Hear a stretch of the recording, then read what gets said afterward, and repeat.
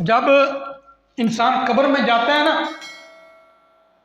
تو سب سے پہلے اس کا پیٹ خراب ہوتا ہے، سب سے پہلے اس کا پیٹ خراب ہوتا ہے، پھر اس کے بقیہ جسم میں کیڑے پڑ جاتے ہیں۔ پہلے پیٹ میں کیڑے پڑتے ہیں، پھر سارے جسم میں پڑ جاتے ہیں۔ ہوتا کیا ہے، جب کیڑے سارے جسم کو کھا جاتے ہیں نا، بات سمجھ رہے ہیں میری؟ جب کیڑے سارے جسم کو کھا جاتے ہیں نا تو پھر وہ کیڑے ہی رہ جاتے ہیں۔ اب ہوتا کیا ہے، ان میں سے جو کمزور کیڑے ہوتے ہیں طاقتور ان کمزوروں کو کھا جاتے ہیں۔ طاقتور کمزور کیڑوں کو کھا جاتے ہیں، طاقتور کمزوروں کو لکھا ہے کہ پھر آخر میں 2 کیڑے رہ جاتے ہیں۔ کتنے؟ 2۔ پھر ان میں سے بھی جو طاقتور کیڑا ہوتا ہے وہ کمزور کو کھا جاتا ہے۔ یہ انسان تیری اوقات ہے، یہ تیرا پیسہ ہے، یہ تیری دولت ہے، یہ تیرا عقل ہے، یہ تیرا عہدہ ہے، سب کچھ ختم ہو جاتا ہے۔ دولت بھی، ہر چیز۔ تو جس اللہ نے ہمیں دولت دی ہے، جس اللہ نے ہمیں عزت دی ہے، جس اللہ نے ہمیں اتنی سونی شکل دی ہے، اتنا سونا جسم دیا ہے، اس کے لیے کچھ تھوڑا ٹائم نکالا کریں۔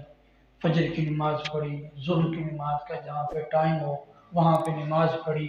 دیکھیں نا، جانا ہمارا ہے، دنیا سے چلیا جانا ہے، پھر کیوں نہ اسی اپنے آپ کو اللہ کے حضور ہونی پیش کر دیں۔ کل تو پیش ہونا ہی ہونا ہے، کل تو ہم نے اس کی بارگاہ میں جانا ہی جانا ہے، تو آج ہم کیوں نہیں پیش کرتے؟ آج ہم کیوں نہیں اس کی بارگاہ میں جھکتے؟ میرے سنگیو، خدا کا واسطہ ہے یار، ان باتوں کو فرضی نہ سمجھا کرو۔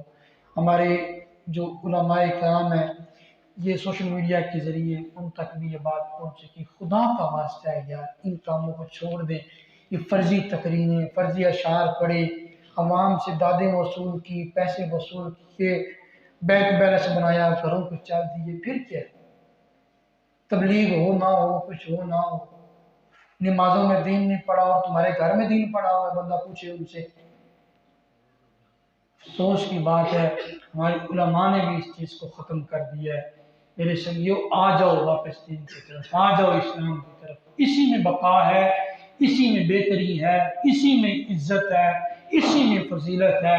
پیدا ہوگا پھر بھی یہاں پہ آنا پڑے گا، مرے گا پھر بھی یہاں پہ آنا پڑے گا۔ جب تم مر کے یہاں پہ آیا ہے تو زندہ بھی تو آئیں گے انشاءاللہ، آئیں گے انشاءاللہ۔